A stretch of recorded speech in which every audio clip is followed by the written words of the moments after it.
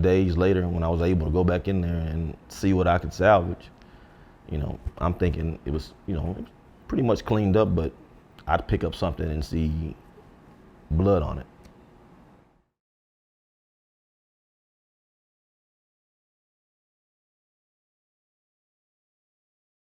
Well, first of all, Dax, tell me what made you want to become a barber? How did that happen? I started, well, I have four brothers, right?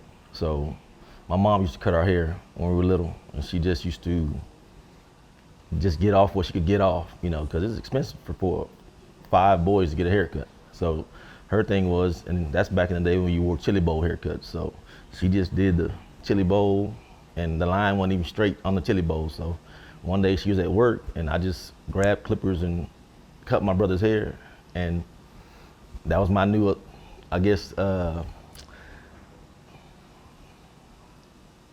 was my thing to do in the house then. That was my chore, and keep our haircuts. And it just made me start loving cutting hair. Then I grew up watching other guys cut hair in the neighborhood, and I saw how popular they were and how they seemed to have their stuff together. So that made me want to cut hair too. So I've always had a passion for doing it. Were you expecting to make a career out of it? Not initially. I figured eventually yes, because I saw that there could be some good money made cutting hair if you do it correctly. Not just jump in there and thinking I'm gonna make a lot of money, without putting work in. There's a certain way to get to the money is the money, but you have to work towards the money. It doesn't just come because, okay, I got some clippers and I got some nice clippers and a good logo. Now I can make some money. No, you have to have customer service. You have to care about people. Care about your clients. Take care of them. That's my motto is. It's right there. The best way to attract new clients is to take care of the ones you have. So I think 80% of my business is built on word of mouth and people, talking about how I take care of them. So when you finish with someone's hair and they get up, they look in the mirror, or you hand them that mirror, is there something you looking for at the end of that haircut out of that customer? Looking for them to say or do? The satisfaction, the happiness. Yeah, you always want that. What does that mean? You know what I really want? I'm trying to get to a point to where I'd say I cut 25 heads or 30 heads in one day. 20 of them will tell me I don't need that mirror. I've been cutting hair so long that they don't even need the mirror anymore, because they know I'm gonna give you what you want. I know what you want. I've been doing it, probably the same cut for 7 to 10 to 15 years, so most of them don't even want the mirror unless they just want to, look at themselves. But most of them I don't need that mirror. That's my goal, is to get to the point where I have consistent clients that come in. They don't have to tell me what they want anymore. I just start cutting, and we just start talking. Yeah. A lot of barbers end up at somebody else's shop. They renting chairs, which is different from being on your own like you are. Did you go through that too? Were you in? Yeah, I was in the shop. I started in the shop for 5 years. Built my clients from there. Yeah. About 2 years in, I started doing appointments only, because I would have people waiting, and you don't want to wait so long before you're like, oh, you know what? I'll just go let somebody else. Then I started, getting appointments, getting everything in line, and just start flowing from there. So I've been doing appointments for about 15 years, appointment only. I don't do walk-ins at all. Was it scary going out on your own? Absolutely. But with anything else, how are you gonna know if you don't do it? You have to step out on faith and do it. Let's talk about Mario and his wife, who decided to step up and do the GoFundMe without even asking you. Not even. What's going through your mind? Initially, being how I am and who I am, I wasn't with it, But talking to my wife and talking to my pastor, he's like, you don't block that blessing. That's a blessing. It's God's blessing. You don't block that. So that made it easier for me to accept it. It's not, because to me, it wasn't about, it didn't come from a place of, let's see how much money we can get it. These are people, mind you, I had never met, Mario worked in the building with me, but we had never like formally met. We saw each other in passing. I didn't even know his name was Mario. I thought it was Doc, because his window says Doc. His logo's Doc. You know, I'd never seen him cut a head or anything. So it touched me. I can't even explain how it made me feel, because nobody's ever done anything like that for me. You're having to move locations, restart with new equipment. How are you doing inside with what happened? My emotions go at any moment. I could be like, I'm good, because those are my two favorite words to say. I'm good, but sometimes I'm not. I can't keep my eyes closed too long.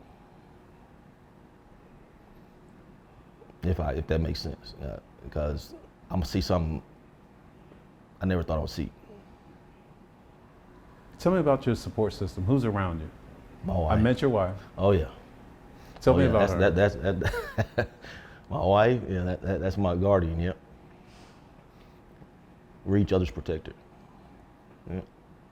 She's gonna be mad at me for saying this, but she told me she was when I called her, she was at work. She works from home, and she just jumped up and start putting clothes on and forgot to put bottoms on.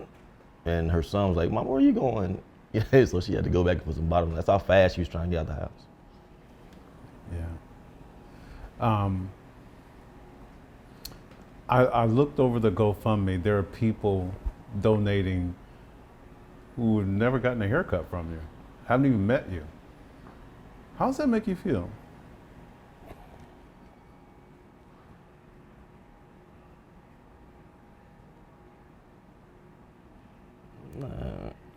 I can't describe that, because, like I said, I'm not used to being the person somebody does something for. Especially people that don't know me. Because to me, it's not. When I see this about it, in the world we live in today, where everybody's pitted against each other in some kind of way.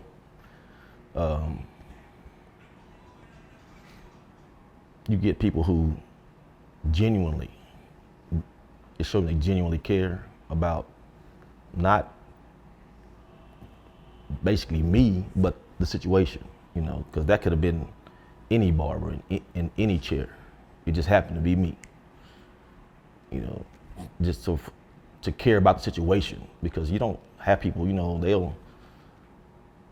they don't know anything about my life. They don't know how I live. They don't know what I drive. They don't know what kind of house I have, to have a mentality of, oh, he's all right, because some people look at that and that'll shy them away from what it's really about, which is someone who doesn't even know me decided to take into consideration something besides himself. Because they could have been like, hey, I'm just glad I wasn't there. I'm glad it wasn't me. But this guy, has gone through something that can't be wished on anybody, and survived. And I can't even put it into words. I've been laying up since like 3 o'clock in the morning thinking of words to put it in. I can't, because it's not like I have an example, because I don't have an example of it.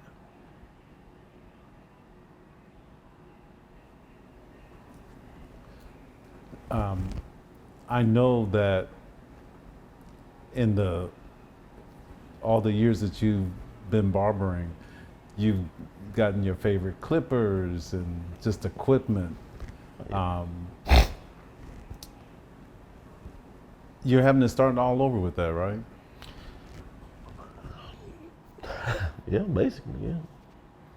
Because there were things that I thought I might be able to go salvage, per se. And when I went back in my suite days later, when I was able to go back in there and see what I could salvage, I'm thinking it was, it was pretty much cleaned up, but I'd pick up something and see blood on it and get freaked out, So I'm like, I don't want none of it now, I don't know. I don't want to one day be over here trying to get over this whole thing and then pick up something I brought from the other place and there's blood on it.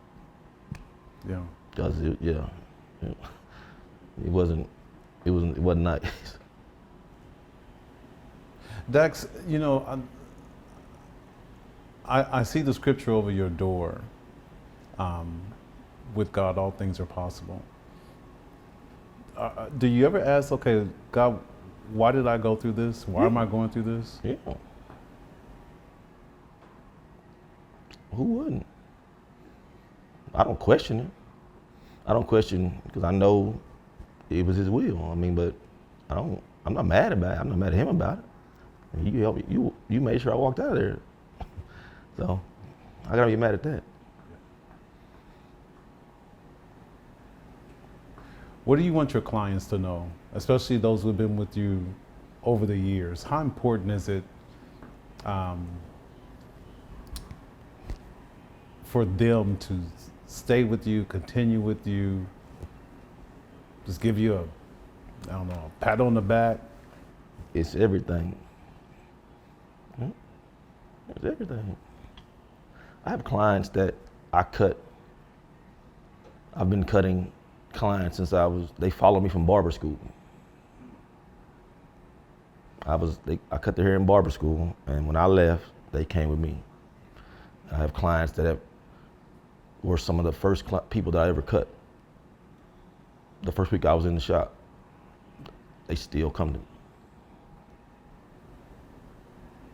That's dedication.